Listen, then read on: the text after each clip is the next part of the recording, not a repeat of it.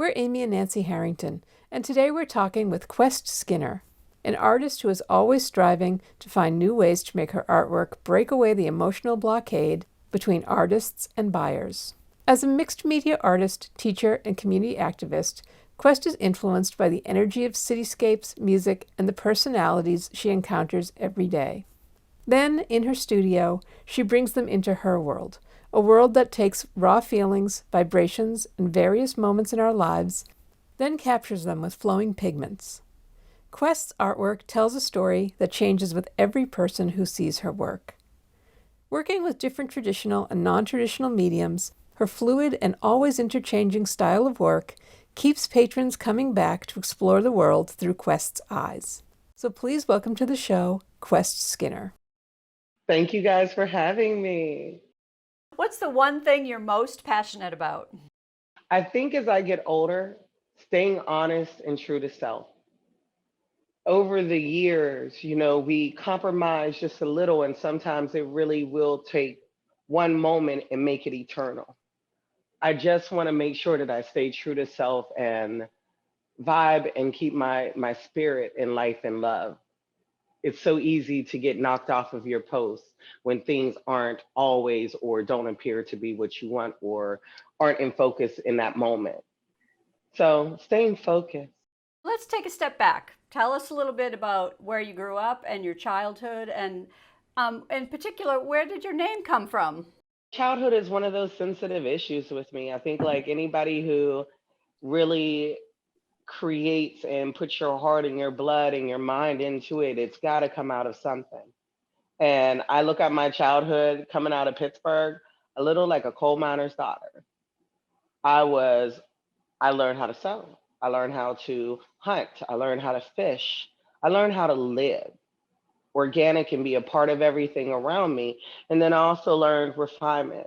And I learned how to dress and walk the part and go to Bible school. And, I went to Colfax Elementary School, so a little Jewish elementary school. And I learned the world from being in a microcosm that was so filled with culture. The one thing I can say is those mountain cities, like the one that I moved to now, Seattle, they're filled with so much art, so much culture, vibing communities that in the worst of times really make the most intricate and extreme and brilliant thought process manifest out of nothing.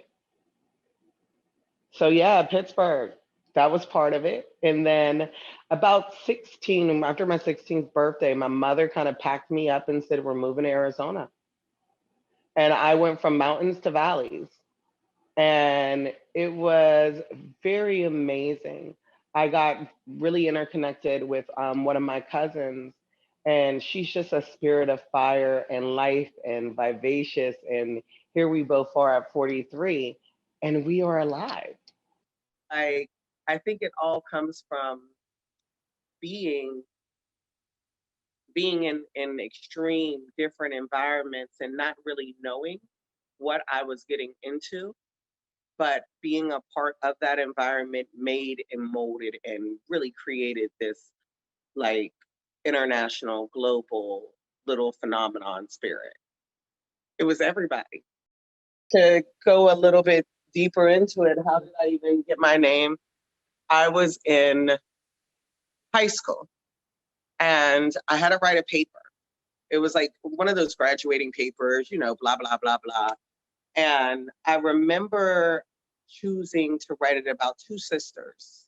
One Simplicity and the other one was Quest. And Simplicity was everything that a parent would want: calm, chill, responsible, this, that, and a third. And Quest was everything that everybody should want to be: free, expressive, full of love, sexy but not sexual, sensual but not offensive, like me. And I realized in that moment that that is who I would always be. And it wasn't so much like, I think when we think of artists choosing names, we don't look at the history of the country and look at the tribes always. We didn't really name. We didn't look at it as naming. People picked their names. Their souls were picked upon these growth and developments. So to just adjust to my original and to who I am now, the name just gave it gravity. What is your cultural heritage? What's your ancestry, and how does that kind of impact the path you're walking? So how about this? Love life. Had that I'm about to turn 40 nervous breakdown and made everybody kind of like dig in and do the genealogy by records. And our family is actually Cherokee, Iroquois, Choctaw, Chickasaw, Shinnecock, and Piscataway natives. So, you think about it over time in 500 years, it's so beautiful that maybe not all the tribes got together, but they created together this gorgeous entity and being. So, that's why I wear my headdress. And that's how even Burning Man found me. And it was funny to me when presented with all these great minds from around the world. And I'm like, yeah, yeah, I'm a Black native. I'm a Native American. We came in all hues. And they're looking at me and they're like, why aren't you mad? I'm like, man, this is so big. It's so deep. It's bigger than even me. Right? But this is the story that has to be told so that we can heal. There's a reason why it was called the melting pot. We had every color. We had every spectrum, and we always have. And when we go back to loving all of our unique ancestry and our spirit, and we can begin to know who we really are, then we set ourselves free. So let's talk about you getting into art. Were you always an artist? I think I was. I think from the little tie-dye shorts when I was a kid, and the first time I kind of got a hold of a bottle of bleach and understood that I could take my jeans and create and alter something else out of them. I made bandanas and little hair scrunchies for kids in elementary school, like sold poetry, in high school, and toured Up with people. I think I always was this, but it's when we find our art forms, it's when we find our mediums, or maybe I should say when they find us, when we have exposed ourselves enough that we can be a channel and a conduit and really pick up as a vessel all the possibilities. I think I always was an artist, but I remember my first art show. So funny. I remember I'm in DC. I'm having this, I'm doing it big. I've got an art show, right? And I don't just have one, I got two. So my first opening night, I got two shows. I'm bouncing from here and running down the street to the next one. And I remember my parents coming, and my stepfather looked at me and he said, that's what you are. You're an artist. Okay, we can take it from there, because we didn't know what you were going to be, because you can be anything. So that's what you are. You're an artist. And I looked at him and I said, for sure, and always. And now I get it, like 2 decades later, massive amount of pieces done, and created. And somehow to be able to create 13,000 pieces, but it's so hard for some people to pull them all together and see them as one being, because there's so many different styles. And I would get tired. I would get bored of something. I don't want to paint the same little lady all day long. I refuse. And it got to the point where I would tell clients, when I'm done with a color, it's done. When red is over, red is dead. When it's time for green, that's the thing. When it's blue, will be true. But when it's over, you will not ask me again for this painting. I think that one move is what saved my psyche, because I had painted this Afro-haired lady, so cute. God, I still love her to this day. But I had a dozen women try to get me to paint this painting over and over again. And insanity is doing the same thing over and over again, even in art. How did you take that moment, and where did your art go from there? If you can do anything, how do you channel what your inspiration is into the right piece of art? I wish I had that formula. I wish I could literally sit back and go, oh, this is what makes it. But honestly, I think it's like my neighbor who knocked on the door earlier. It's just having those spirits randomly come through who I'm working on something and they just go, you know what I was thinking? And it amplifies. Being open really, I think, creates better pieces as I get older. I wanted to worry about creating a perfect circle. right? That's the ultimate, like something so simple, but to be able to do a complete circle is a sign of a very ingenious individual.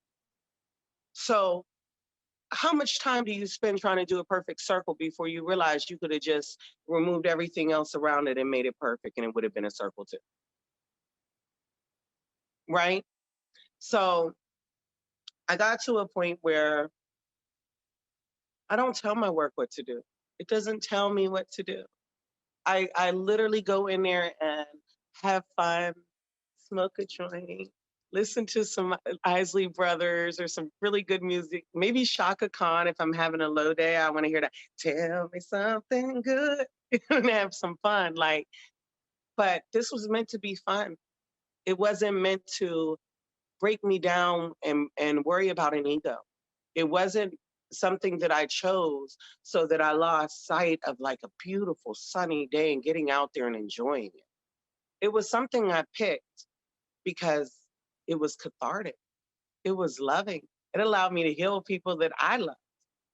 They literally, even in like the worst times going through the pandemic, I would occasionally get like little emails and texts that said like, just being here with my piece of artwork, I've made it like my little cuddle corner.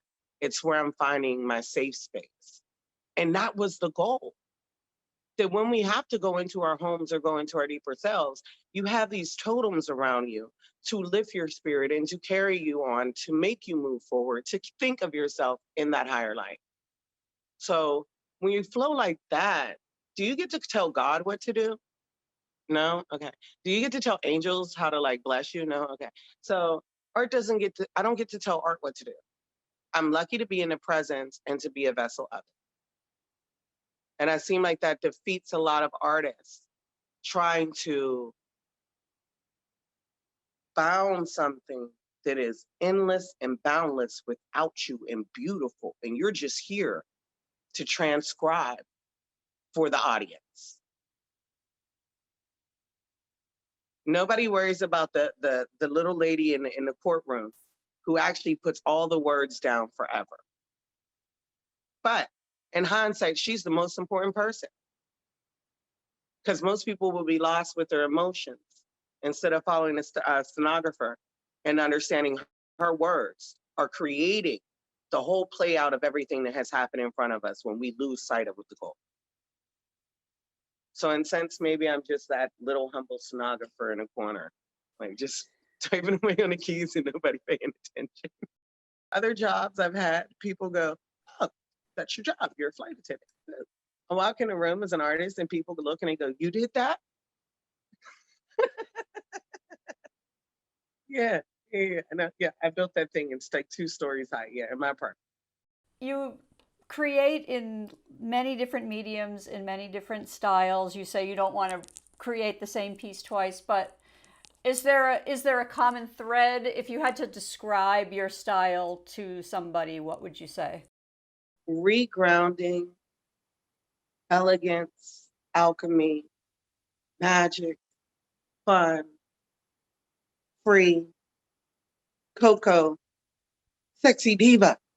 Like, and that's just what I get to live and bring out of me and drop on the world. But I realize like my Coco divas are my cream divas and my golden girls, and they are everybody in between, and there is no spectrum on it. It's a spirit on it.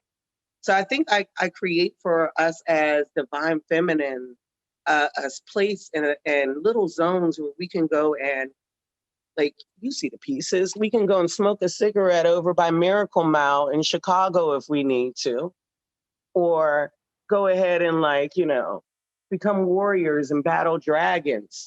But whatever it is, when I was growing up, little girls had Barbies, and that was like the rate of our consciousness, right? Little Miss Barbie. And I love her. She got more adventurous and stuff, but she didn't always equate all of us. And the brush gives me what it wants, and the space and the canvas or the boards, they give me what they can bear. So some of the time my little divas might be pencil thin, and other times they might be thick as rock stars and look like they could kick down a door. And I love that. Like it is every woman. And as somebody who's been 240 pounds to 150 pounds, you know what I'm saying? It's like I'm all of them. We go through so many stages in our life. We deserve to have little dolls that really do fit all of us. We deserve to have gorgeous little warriors that still in their heart know that they're going to, like, after the war's over, go sit underneath a boabap and read books with kids.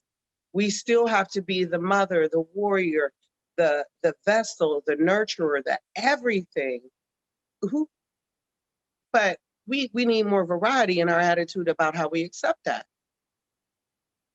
You know, not every little girl wants to wear the little cute pink frilly skirt with lace.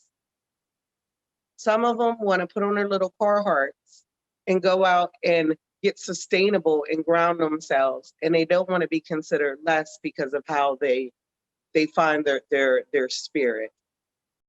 We're Amy and Nancy Harrington, and you are listening to the Passionistas Project podcast and our interview with Quest Skinner.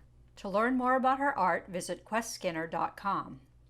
If you're enjoying this interview and would like to help us continue creating inspiring content, please consider becoming a patron by visiting thepassionistasproject.com/podcast and clicking on the patron button. Even $1 a month can help us continue our mission of inspiring women to follow their passions. Now here's more of our interview with Quest.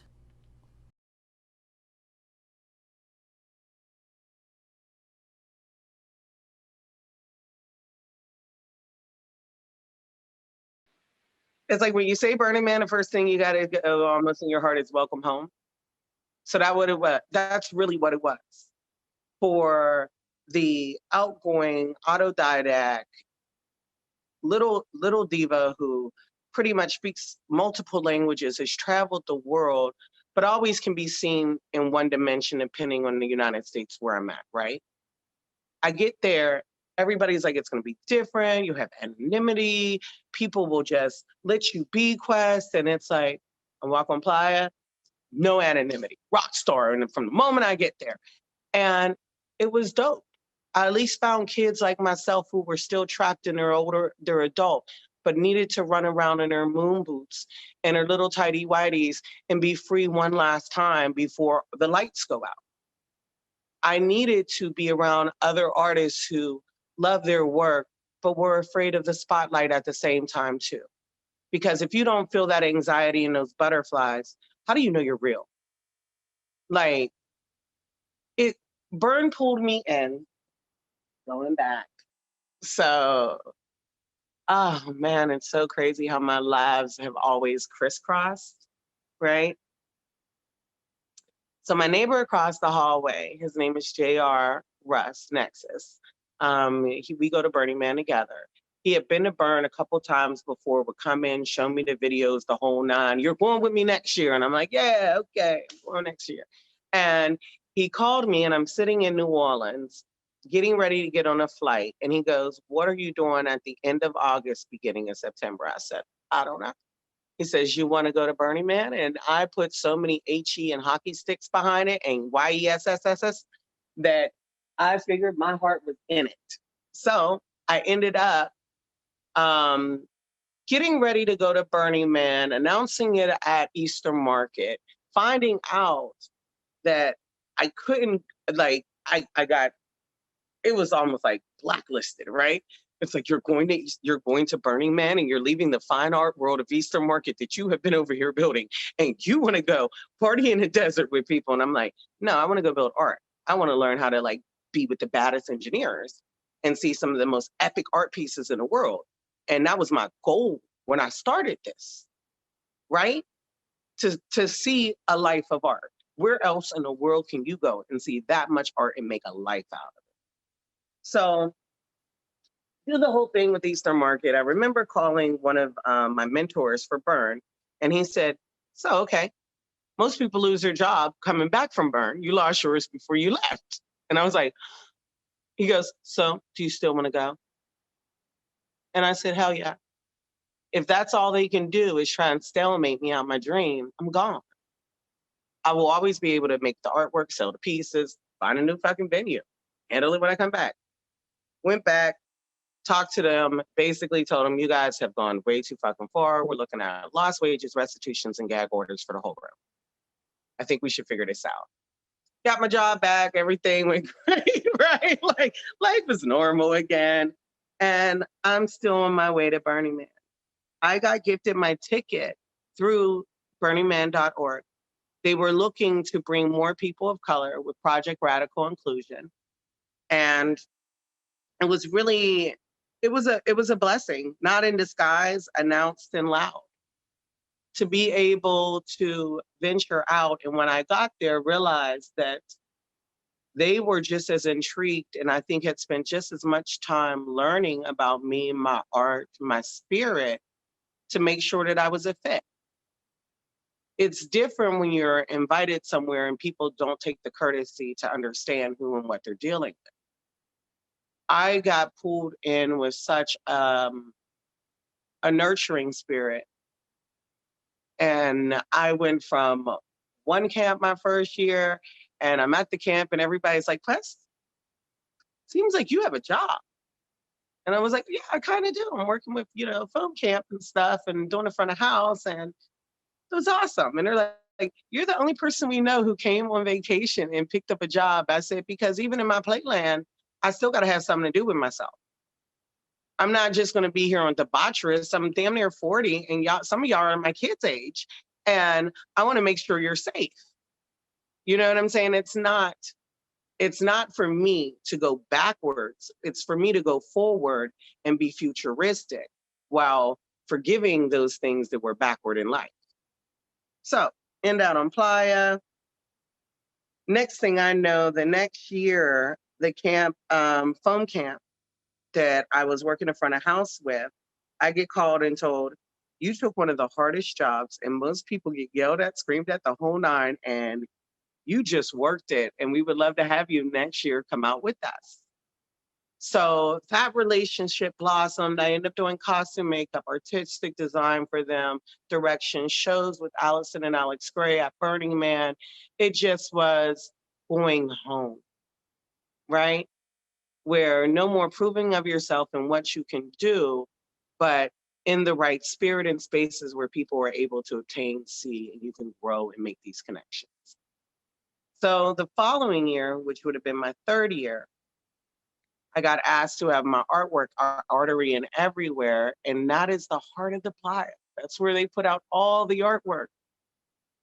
And of course, it's mind-blowing when some of the best artists in the world really do come up and they go, no, dog, I know you. And you're like, for real? Like, dude, you're pretty decent. Like, it's mind-blowing. And the pieces that they create with heart and soul, I wish more people understood how artists truly do sacrifice and put everything in it to be able to have such a small glimmer on a window of opportunity to showcase and show. Like, you gotta love this thing. You gotta love like staying up, like us, when I told you guys, I'm up till 5 a.m. this morning working on the mermaid. Like, I'm sorry, I'm gonna be 15 minutes late. You gotta put it all in there. And sometimes you gotta know like one thing may cost or, go slightly undone because of, but it's worth it. Burn showed me in a whole nother capacity, like I now know how to do plumbing. I know how to run solar panels. I know how to build an infrastructure in the middle of a desolate environment. I know how to help people who may not know how to help themselves. It almost is like being a cute, sparkly Marine. By the time you pack up all your gear, your bags, your headlamps, all this, that, and the third, I feel every year like I am almost like an itty bitty Marine going out there in my tutus and ready to go. Tell us about the mural you were commissioned to paint at the National Museum of Women in the Arts. Last year, during the pandemic, after months of, isolation, one of my best friends hit me up. Her daughter is my goddaughter. Love her. Little, like, amazing lightning and a little yogi at 9 years old, like that. And her mom calls me and she goes, babe, we got to board up the museum, and, I want to put one of your pieces up there. Would you be willing to do it? And I was like, dude, fuck. Okay, yeah, actually, I'll do it for you. What can I do? What should we do? And she said, it's all up to you. And I said, then I want to do Octavia Butler quotes. And we went through them and we picked some Octavia Butler quotes. And I just did the words and some little stencils and stuff on the side of the 2 doors. And while out there, she walks up to me and goes, I need you to do one more. Come around, and shows me the front of the Women's Museum. And I said, I know what to put there. I got it. I'm going to do it real quick. I just need like 2 hours. So I put the woman with the headdress on. And it said, in order for a phoenix to rise, we must first burn. And that's the truth. Like, we literally left one old world last year, 1,000-year link, and it was great, but it's over. And some things now must be put to ash and sense to be able to rise to true potential. And a lot of that is people's fears and their hurt and their pain. And that was just one of my favorite pieces last year.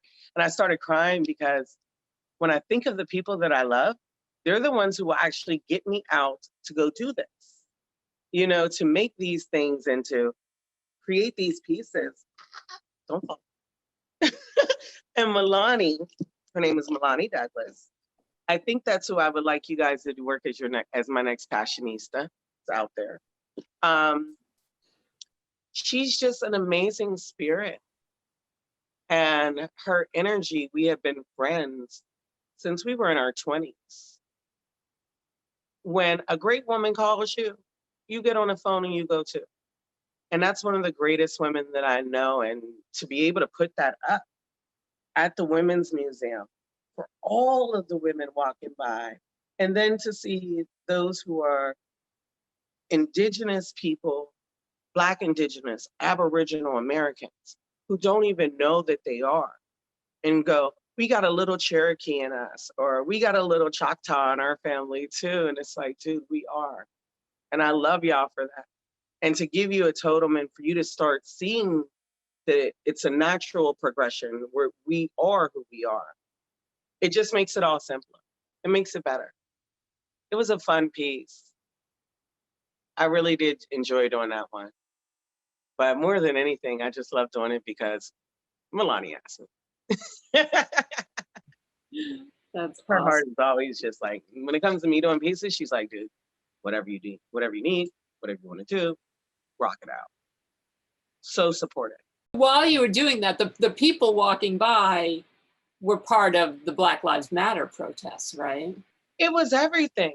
I'm down there and I'm realizing, like, you got Black Lives Matter people walking by. You have people who are out of uniform walking by who are down there holding them back.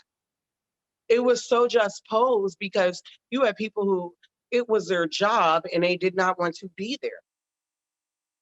And you had people who were fighting for their lives, and that was now their new job. In a pandemic, when your people have to come out and plead for civil rights, like plead for food, for better education, because now they understand that their children have been defeated for the last 5 and 10 and 15 years. When they realized that they believed in something and they were let down by their beliefs, it's sad to think that out of all the so-called first world countries, we had a 10th world approach. We left our children out there. We left our elderly out there. We left Black Lives Matter for sure. You know what I'm saying? But we left everybody last year scared, exhausted, fighting for love, fighting for rights, when in all honesty, it's almost appalling when you think of the other countries that literally said, in your bank account tomorrow, you will wake up and there will be $10,000 or $20,000, because that's honestly, and we know because we have accountants, we have economists, we know this, to survive for 6 months as we're asking you to please stay home so we can keep you safe. You are our workforce. You are our being. You are our doctors. We need to lessen the burden on everybody. Last year, it was the perfect piece to put in front of everyone. Given a chance, though, I would probably now put a mirror there and let people know that year was supposed to be for you to focus on, reflect on, and change yourself. What excuse can you have while watching someone's child shot dead in the middle of the street? What validity can you give me? What communication can you tell me is important over human life? And if you can find that, there is something perverse and sick with you. And we need to call it out. Like, we are so geared to call out everyone's atrocities and offenses, but we won't call out the simple fact that this has been atrocious and offensive for just the global community outside the United States to have to bear witness and watch every day on the news. It's interesting how many people I think lost focus of how much of an opportunity this was. You know, if we did it smart, there would have been free classes at Yale, Harvard, Duke, everywhere, for everyone, so that you can get skills, trades, do physical therapy, be able to, talk to counselors. We literally left the whole world almost abandoned and abated here without any guidance and any care.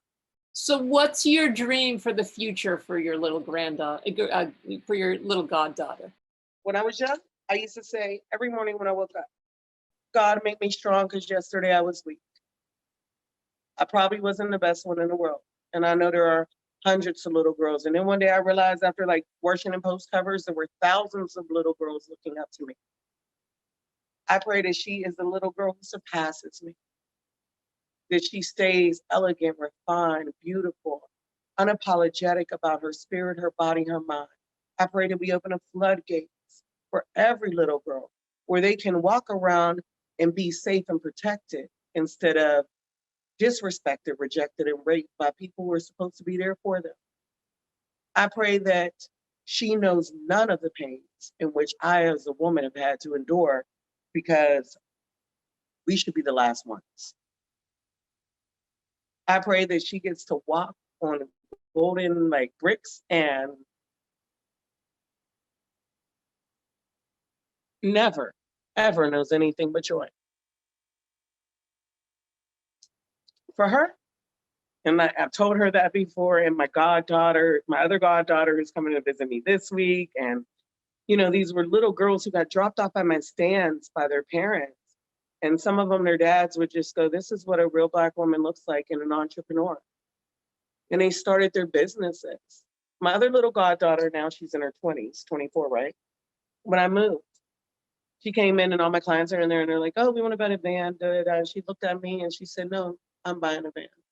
She said, that's where you pulled us to the side and made us women and made us go, you will not argue in public. You will not disrespect yourself or anybody else out here. We're going to figure this out. I will show you how to battle and be mad because people don't understand that you have a right and you shouldn't be picked with. I will show you how to protect yourself, but we will not disrespect ourselves. I want them to constantly know that every woman who has ever had to stand on her own, pull herself up by the bootstraps, put everything in a perspective. I did it not just for me, I did it for you. Because at 60, I do not want to be sitting in a room and somebody disrespecting a young lady, and at 60, I got to get up and go say something. These days should be in the bucket. If men do not know how to conduct themselves around women, you probably shouldn't work around them. Period. If you do not know that you came from a woman, then you probably shouldn't have one. Period. If you can't get over the fact that not everybody was perfect and half of the people didn't know what they were doing, you probably should. I hope that we can give them everything. Everything. every starring role, every center of the stage. I hope that she is Misty Copeland. I hope she has the presence of Lena Horne. I hope they are endowed with the greatest gifts of knowledge. I hope that Thoth and Imhotep and everybody touch their grace from here on out. I want them to be able to live a full life and not die from exhaustion, racism, fear. I want her to know what it's like to be a human being and not marginalized by color or financials or this, that, and the third. Hell yeah. And if I get my way, I want to make sure they each get a Bitcoin before I go. That way you got a nice little trust fund one day. Thanks for listening to our interview with Quest Skinner. To learn more about her art, visit questskinner.com. Please visit thepassionistasproject.com to learn more about our podcast and subscription box filled with products made by women-owned businesses and female artisans to inspire you to follow your passions. Get a free mystery box with a 1-year subscription using the code FALLMYSTERY. And be sure to subscribe to the Passionistas Project podcast so you don't miss any of our upcoming inspiring guests. Until next time, stay well and stay passionate.